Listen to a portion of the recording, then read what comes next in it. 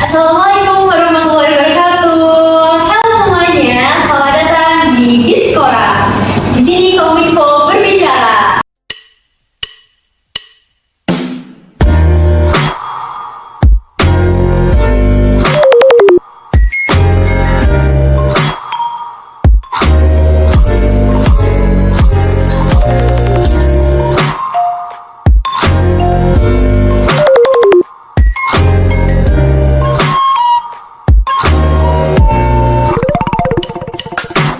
Nah, Diskora kali ini, di episode 3 kali ini tuh kita akan berbincang-bincang tentang topik yang sangat menarik nih. Nah, topiknya itu tentang beberapa program MBKM atau Merdeka Belajar. Nah, sebelum kita masuk ke pembicaraannya, ada pepatah tak kenal maka tak sayang. So, perkenalkan, nama saya Rizky Nasabastian dari program studi PGSD semester 4. Nah, pada kesempatan kali ini saya diminta sebagai host untuk podcast Diskora 3 kali ini dengan tema mencari pengalaman baru melalui PM dan MSIB.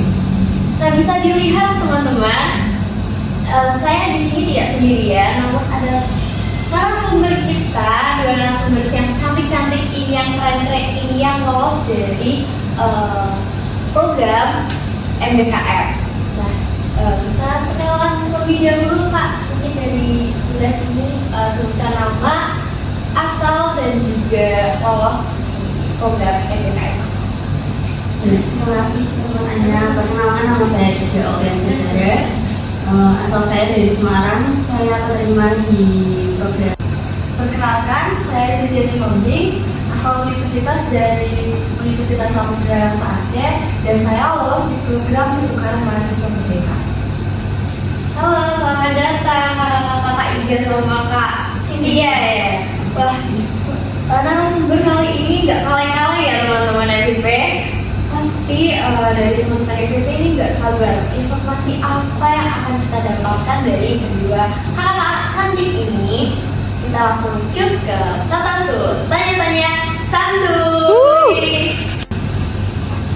Nah, mungkin kita awali dulu ya pertanyaannya ini mungkin dari Kak Iga. Tadi Kak Iga itu lolos di MBKM MSIB. Nah, itu tuh Kak Iga itu tahu program MSIB itu dari mana sih Kak, dan juga masuk di MSIB itu ada tesnya atau tidak, boleh diceritakan kepada teman-teman. Dan sebelumnya tuh saya sebenarnya nggak mau sih, nggak tahu sama sekali MSIB itu apa. Ya, terus Sebenarnya saya tuh daftarnya di langsung aja. Nah, kebetulan saya masuk di grup Telegram. Nah, itu ada informasi dari teman-teman. Jadi dari universitas lain tuh teman-teman tuh ada. Jadi ada program MSIB. Nah, saya daftar dulu di langsung aja sebelumnya. Terus di saat pengumuman saya nggak keterima di kampus aja. Akhirnya saya ambil alih ke MSIB. Jadi setelah masuk di MSIB, saya kan nggak tahu sama sekali itu MSIB itu apa.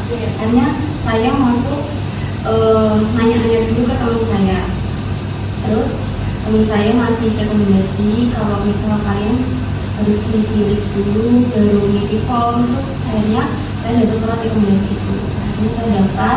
Kan itu kan daftarnya sama, berkas-berkasnya sama dengan kampus aja. Jadi saya tinggal mandangin yang surat rekomendasi aja. Akhirnya saya daftar. Dan itu daftar posisi saya masih magang. Jadi itu magang PLT. Jadi itu ada benar-benar kayak apa namanya, kesempatan yang harus ya, tapi saya nggak ambil dulu. Jadi di sini posisinya saya harap-harap cemas ya, karena di situ teman-teman saya tuh pada terima langsung aja. Jadi di sini posisinya kan ada beberapa mahasiswa di satu sekolah. Nah, itu tinggal 4 sisanya dalam satu sekolah. Dan itu saya keambil untuk MSIB. Saya antara mau maju atau mau mundur seperti itu. oh, seperti itu keren sekali ya. Jadi ada dulu pas daftar itu kakaknya juga lagi magang. Iya, posisinya lagi magang. Jadi itu posisi. Jadi temanku tuh bilang gini, kamu nggak usah nyari dulu di kampus aja, kamu nggak terima. Terus tapi ada infonya. Setelah infonya itu tuh saya tahu kalau misalnya MSIB itu terima. Ada program lain. Iya, ada program lain. Malah sama sekali nggak tahu. Jadi pas MSIP itu daftar, aku sambil baca-baca websitenya kampus Merdeka gitu. Nah, Kak Ega ini kan lolos di itu kan program magang itu. Nah, itu tuh Kak Ega itu diterima di PT mana dan Kak Ega ditempatkan di bagian apa gitu? Saya diterima di PT Mikrobisnis Digital Sejahtera atau bisa disebut Inamikro. Nah, di situ saya sebagai kakak mentor. Oh, sebagai kakak mentor. Nah, mungkin ini bisa dijelaskan ya Kak, PT Inamikro tadi ya? Inamikro tuh bergerak dalam bidang apa dan mendapatkan bagian kakak mentor tuh seperti apa? Mungkin teman-teman FIP nih ada yang kurang tahu gitu, bisa diceritakan juga Kak? Jadi keterimanya di PT ini itu sebelumnya saya nggak tahu. Jadi kan kita daftar beberapa PT kan banyak. Iya. Nah itu tuh saya baca di deskripsi kalau misal pendidikan tuh bisa masuk. Ternyata tuh sama jurusan aku tuh nggak sesuai. Nah, karena di sini PDSD maksudnya bidangnya tuh bidang yang itu sendiri itu bidangnya membantu pendampingan dari edukasi. Jadi edukasinya itu pendampingan pembuatan NIB. NIB itu nomor induk berusaha. Jadi tentang PIRT, tentang pembuatan apa namanya awal untuk makanan itu kita pendampingan di situ. Dan digital sendiri kita itu ada micro ads. Nah di edukasi itu makanya saya sendiri kakak mentor itu dapat job desk-nya waktu awal itu dapatnya edukasi aplikasi. Gila, keren. Nah, pasti banyak pengalaman juga ya di sana ya Kak? Banyak pengalaman, sambil belajar. Oh ya, ngomong-ngomong tentang belajar. Tadi kan sesuai yang diceritakan Kak Iga tadi ya, bahwa sebagai background Kak Iga itu pendidikan tuh kayak jauh berbeda tadi kan sama PT Inamikro tadi ya. Ya, itu pasti kan ada beberapa kendala ya Kak.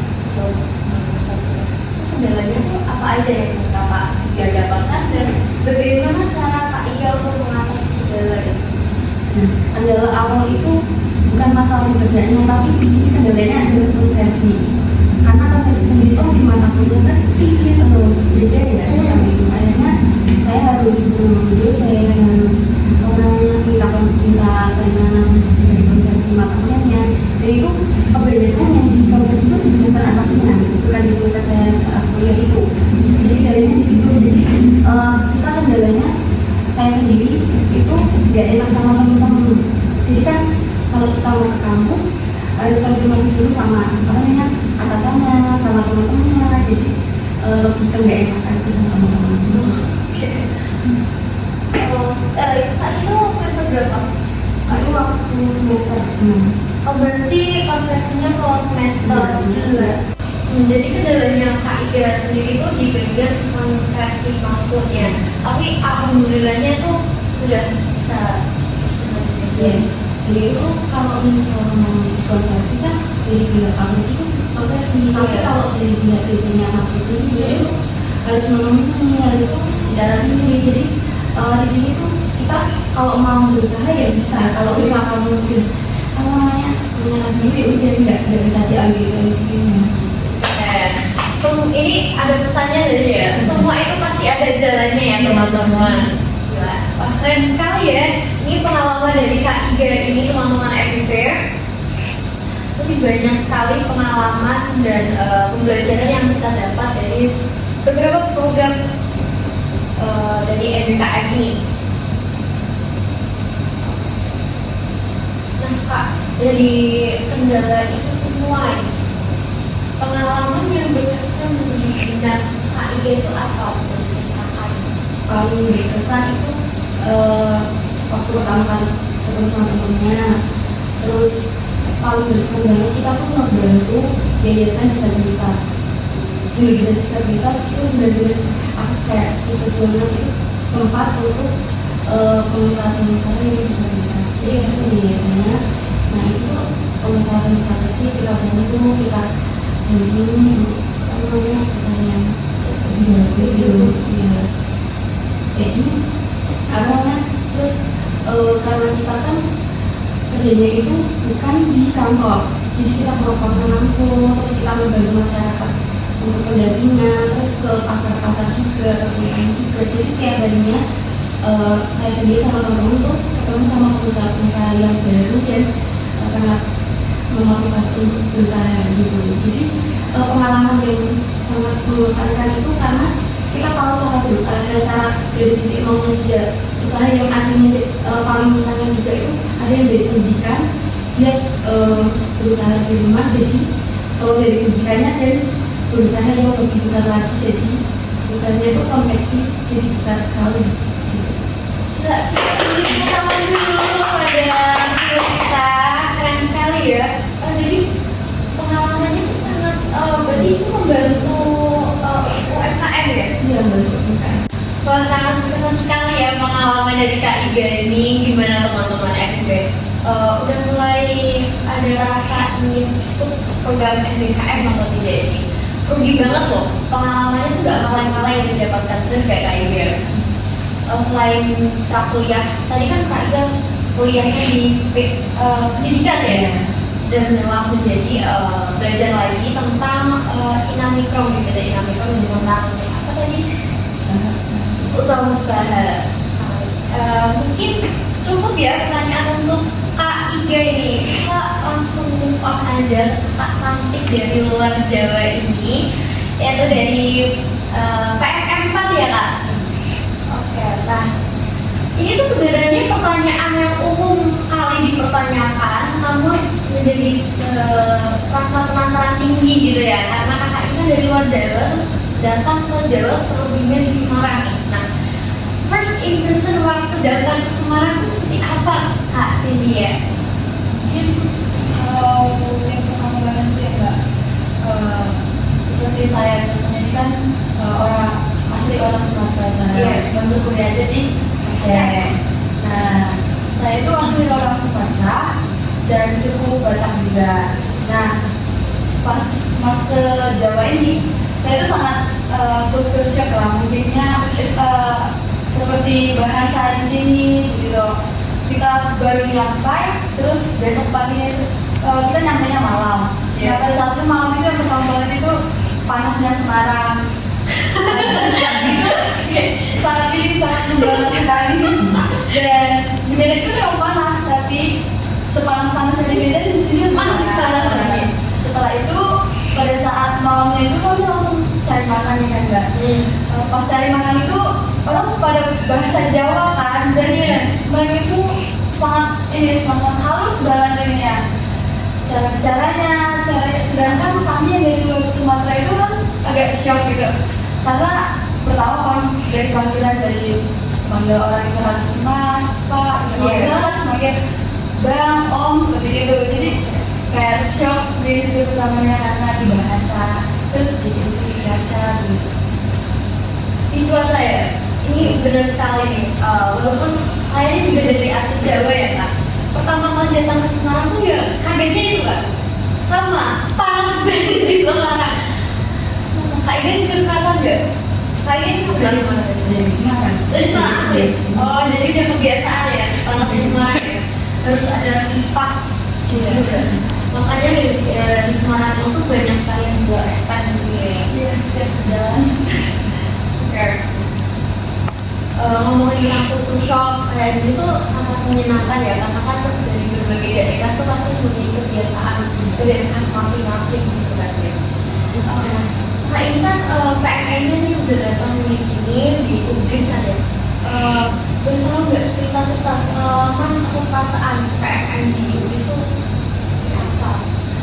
Sejauh ini menyenangkan, dan contohnya seperti kami ini Mbak, dari PSI kampus tersendiri, dimana pada dosen-dosen bahkan warga sekitar kampus itu sangat baik dan sangat ramah terhadap, apalagi terhadap kami anak yang baru terus mereka tahu kita dari luar pulau, mereka tuh sangat antusias, kayak bertanya dari mana, sini lagi ada apa, jadi mereka itu kayak misalnya kita lagi kebutuhan atau apa gitu, mereka tuh mau bantu. Contohnya kayak di sekitar cuma bagus gitu kan, kayak satpam itu langsung mau nganterin pakai mobilan itu mana gitu. Jadi kami ini sangat menyenangkan. Alhamdulillah sih kalau kesannya sangat baik. Pastinya dong, ini ubis bos. Oke. Keren sekali ya. Alhamdulillah orang-orang di sini juga apa namanya sangat welcome sekali terhadap kakak-kakak yang dari luar. Nah, ini kan PMM itu setahu saya itu singkatan dari pertukaran mahasiswa pendidikan, betul kan? Nah, kegiatannya tuh di sini tuh kuliah saja atau ada kegiatan lain atau program dari PMS ini atau dari kelompok kakak PMS ini ada kegiatan tersendiri gitu? Tidak hanya kuliah aja mbak, salah satu program ini ya ibaratnya belajar, pilih untuk belajar gitu. Kayak kita bisa belajar sambil jalan-jalan melalui program dari pertukaran itu, yaitu mobil Nusantara yang diadakan setiap minggunya. Terus bisa jadi nanti itu jalan-jalannya juga setiap minggu atau 2 minggu sekali begitu, tergantung pada bersama mobilnya masing-masing. Jalan-jalan terus ya, eksplor Semarang. Iya mbak. Itu ada laporannya nanti? Ada mbak. Oh semuanya ada laporannya. Nah nih teman-teman nih, banyak sekali kan pengalaman dari PMM ini. Selain kita belajar di kampus lain, kita juga bisa mengeksplor nih dari tempat PMM kita tadi kakak Sinja dari Sumatera tadi ya, kuliah di Aceh terus datang ke Semarang. Ini pertama kalinya? Ya pertama kalinya. Nah, langsung kita eksplor Semarang itu seperti apa gitu. Kan. Tepuk tangan dulu. Nah, ini saya penasaran nih, pertanyaannya lebih sama kayak Kak Iga tadi. Pengalaman yang paling mengesankan bagi Kak Cynthia selama di Semarang itu, apalagi di PMM Fakultas itu apa? Mungkin yang sejauh ini kan mbak yang paling menyenangkan itu ketika kita ketemu sama orang yang dari latar belakang berbeda-beda, dengan suku, ras, bahasa, agama kita itu sama sekali beda. Jadi ya kita bisa belajar dari mereka. Kayak contohnya pas lagi kumpul atau saat sedang ada program dari desa kami, ya kami bertukar cerita bagaimana sih di kampung dia, bagaimana kebiasaan mereka. Yang paling mengesankan sejauh ini kita bisa mengenal teman-teman dari sahabat sampai kita. Oke, itu dia pengalaman dari kakak-kakak kedua ini yang dari PMM juga dari MSIB ya. Sebenarnya tuh dari PMM kita ada 2 narasumber, yang satu Kak Umi namun sedang berhalangan hadir karena sakit ya kan. Kita doakan saja semoga keadaan Kak Umi sekarang sudah membaik. Oke, dari kita teman-teman FIP, kita bisa menarik kesimpulan nih bahwa mengikuti program MBKM itu gak ada salahnya dan malah menguntungkan sekali ya. Dari Kak Ika tadi belajar hal-hal baru mengenai pendampingan digital buat UMKM mikro gitu ya. Padahal backgroundnya hanya backgroundnya itu pendidikan gitu. Kalau KPMM ini jadi bisa tahu mengeksplor budaya, kebiasaan, dan juga belajar di kampus lain itu seperti apa, kayak tadi bandingnya gitu ya. Oke. Nah, sepertinya ini ada beberapa titipan pertanyaan Instagram yang ditujukan untuk kedua kakak ini, yaitu pertama dari Kak Melisa, Melisa ADLN ya, itu tertuju buat Kak Iga. Nah, kenapa bisa tertarik di program MSIB dari sekian banyaknya program MBKM yang lain? Jadi karena tadi dijawabin di awal, karena saya nggak tahu itu MSIB apa, jadi tahunya dari grup Telegram itu saya jadi tahu MSIB itu program yang bagus dan lebih langsung ketemu sama HRD gitu. Aku simulasi kerja ya? Kerja. Oke. Kalau ujian kan kita ketemu sama guru SD. Iya. Nah, itu saya di MSIB tertarik.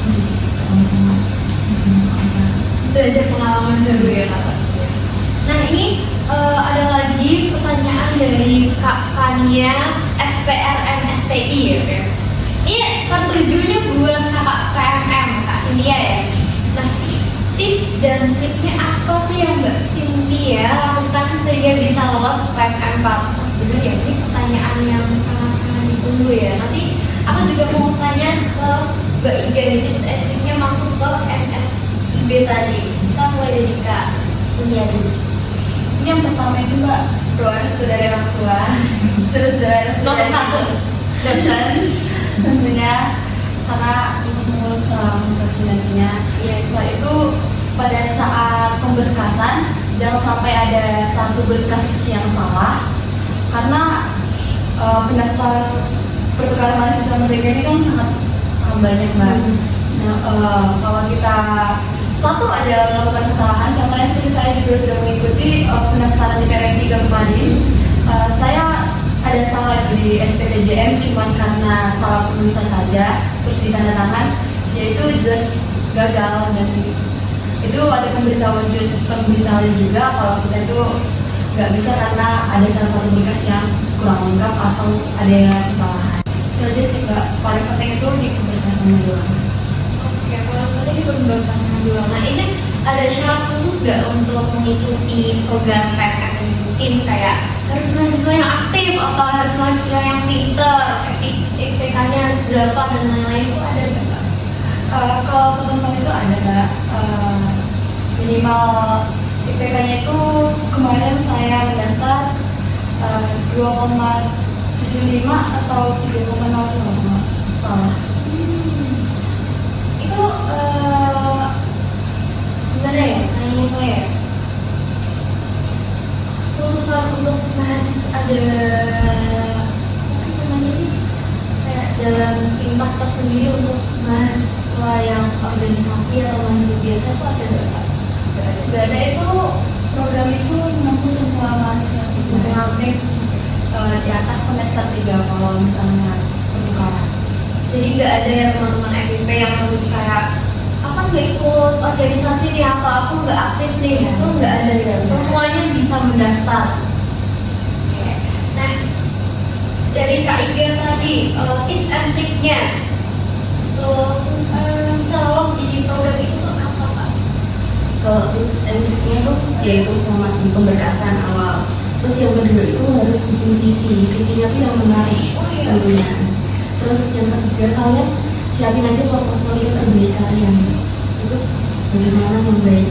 Terus yang keempat itu kalian rajin-rajin cek email. Itu yang orang-orang abaikan. Jadi di situ di email itu bakal ada beberapa pengumuman dari PP, kita ada tes lagi, ada interview, itu dari email. Terus juga dicek juga di spam email, itu juga bisa. Terus ya banyakin doa. Banyaknya sholat Ya. sepertiga malam ya Kak? Oke. Tadi kan aku tertarik nih sama CV dan portofolio. Itu harus yang menarik. Nah, isi portofolionya Kak Iga itu, sedangkan karena Kak Iga itu backgroundnya tuh pendidikan tadi ya, sedangkan itu pendaftar ke PT Inam Mikro yang tentang mikro pengusaha seperti itu gimana tuh? Kalian isi aja pengalaman kalian kalau organisasi, terus kalian kasih keterangan aja kalian ngerjain apa aja di situ. Kalian masukin aja di portofolio, terus sertifikat yang kalian bisa usahakan untuk masuk di BT tersebut kan bisa masukin juga. Itu kan ya, itu simulasi untuk bekerja nanti ya. Sama-sama. Oke. Nah, ini ada pesan yang disampaikan untuk sobat FIP ya dari dua kakak ini. Kalau bisa coba pakai bahasa daerah masing-masing. Nanti bahasa daerah langsung ke bahasa Indonesia biar tahu nih. Jadi Kak Cynthia, apa pesan untuk warga FIP di sana? Iya, pakai bahasa sendiri. Ayo penting. Mungkin nanti kurang mengerti karena langsung bahasa Batak gitu. Ya nggak apa-apa, nanti pakai bahasa Batak dulu, kemudian pakai bahasa Indonesia ditransferkan sendiri oleh Kak Cynthia. Indonesia aja. Iya, bahasa Indonesia.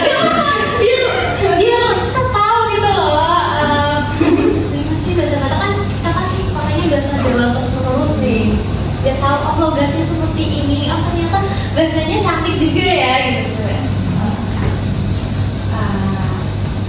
sudah dengan kemudian memulai hal terbaru, alasan pengalaman kita boleh menjadi malam rahasia.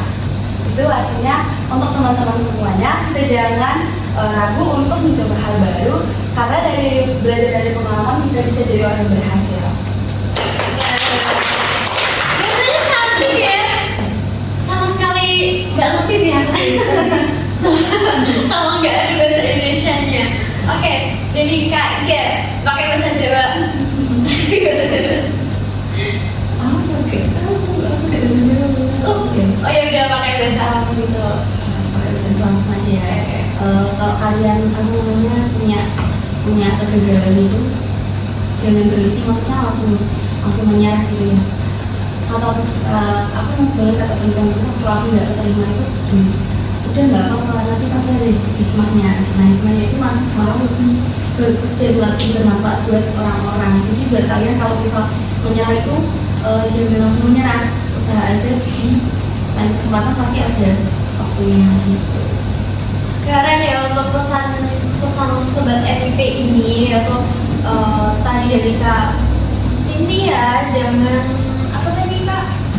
Jangan lupa mencoba hal baru. Jangan ragu untuk mencoba hal baru. Untuk mencoba hal baru pasti ada pengalamannya di situ. Dari Kak Igan sendiri ini agak wah keren ya. Jangan menyerah walaupun kita udah kayak gagal nih. Ternyata tuh di balik semua itu pasti ada jalannya dan malah lebih bagus lagi ya. Oke, wah kita bincang-bincang kali ini tak terasa ya Kak. Ini udah hampir selesai podcast kita di Skora episode 3 kali ini. Nah, terima kasih banyak nih untuk Kak Cynthia dan Kak Iga sudah datang dan menjadi narasumber kita pada di Skora kali ini. Yang pastinya pengalaman dari kakak-kakak ini sangat-sangat berkesan ya untuk teman-teman FIP di sana. Oke. Nah untuk di Skora episode ketiga kali ini kita sudah di penghujung acara, penghujung mau selesai ini. Buat teman-teman FIP yang di sana, jangan lupa untuk menonton di Skora episode keempat yang akan datang nantinya. Jangan lupa untuk sering ngecek Instagram BEMFIP dan juga jangan lupa untuk kita kasih like, komen, dan subscribe nih YouTube ini, dan juga jangan lupa untuk klik loncengnya karena supaya biar tahu nih notifikasi di Skora yang keempat nanti. Pastinya kita akan berbincang-bincang lebih seru lagi. Nah, kita akhiri saja di Skora ketiga kali ini. Kami undur diri. Assalamualaikum warahmatullahi wabarakatuh.